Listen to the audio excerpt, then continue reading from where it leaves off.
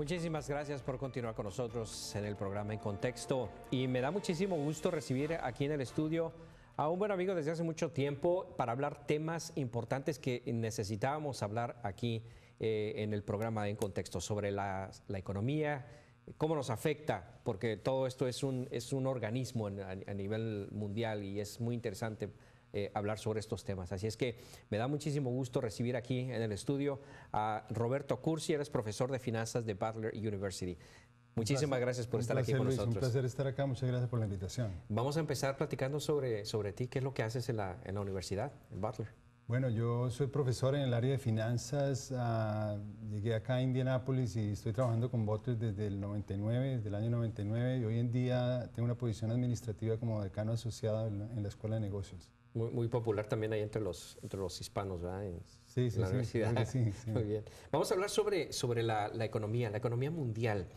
Obviamente, podríamos nosotros pensar que cada país obviamente tiene sus propias reglas de su economía, pero podríamos pensar que las economías de cada país son individuales y que no afectan a otros países.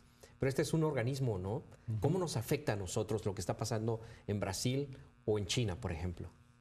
Indiscutiblemente, en las últimas décadas, a comienzos de los 90, hubo un cambio drástico en el tema de la apertura económica de las economías, no solamente las latinoamericanas, sino a nivel mundial.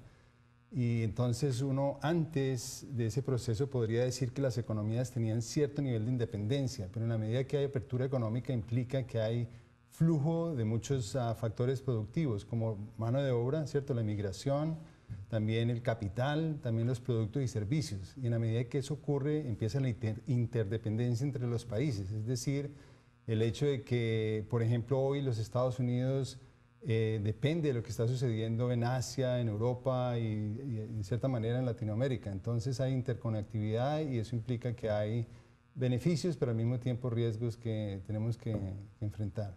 Que si, por ejemplo, una economía tan grande como Brasil, su economía cae, obviamente es el efecto, le llaman el efecto samba, ¿no? Correcto, que nos va a afectar a todos en el continente, ¿no? Así es, correcto. Y muy recientemente estamos hablando de la desaceleración de la China como economía, y eso implica para el contexto latinoamericano que ha estado vendiendo muchos productos a la China, como por ejemplo en el caso de Chile tuvo el copper, el cobre, o muchos otros commodities que llaman productos de bienes minerales y agrícolas, pues cae. En la medida que eso cae, lógicamente se afectan las economías locales. Lo mismo está pasando, por ejemplo, en el caso de Estados Unidos, con la desaceleración de la China y la desaceleración de Europa. Pues lógicamente eso tiene un efecto para nosotros en algunas cosas positiva, pero para otras negativa. Por ejemplo, en el positivo eso implica que los capitales, porque también los capitales fluyen, ¿cierto? Busca la mejor tasa de retorno.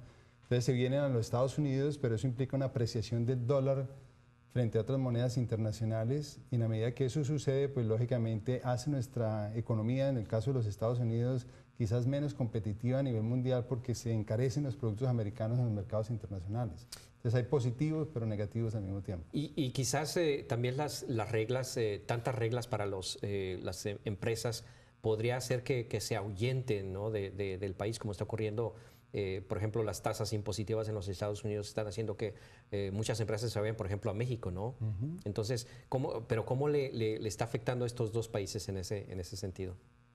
Yo diría que, digamos, hay un efecto de corto plazo y un efecto de largo plazo, ¿cierto? Lo que deberíamos estar buscando es coordinar y colaborar de forma tal de que seamos un bloque y ese bloque compita con el resto del mundo. Y no solamente estamos hablando de México, sino la integración entre Estados Unidos y el contexto latinoamericano sería un beneficio muy importante de buscar.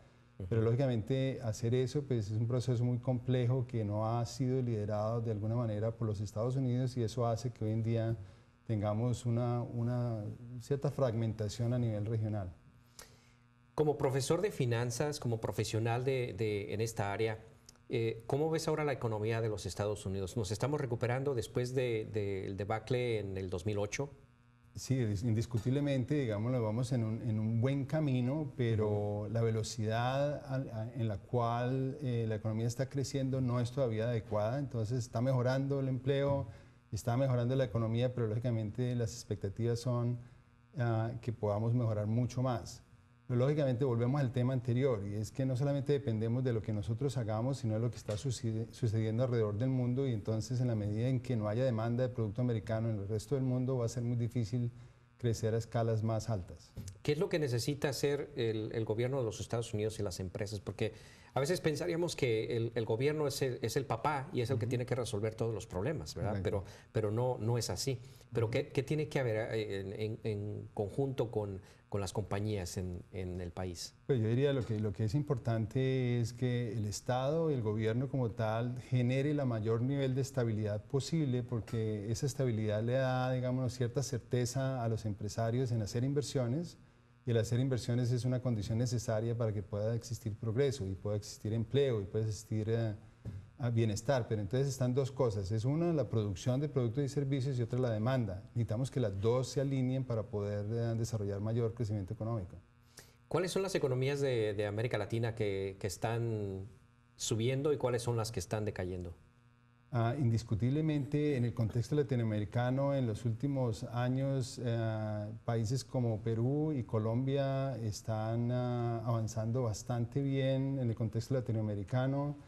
Desafortunadamente, porque hay mucho potencial, otros países no están avanzando en la misma medida. Cuando usted mira, por ejemplo, los últimos quizás 10, 15 años, Brasil en su contexto de país grande y en Latinoamérica ha tenido mucho éxito en aliviar la pobreza de gran parte de la población, pero existe todavía mucho problema para continuar ese proceso.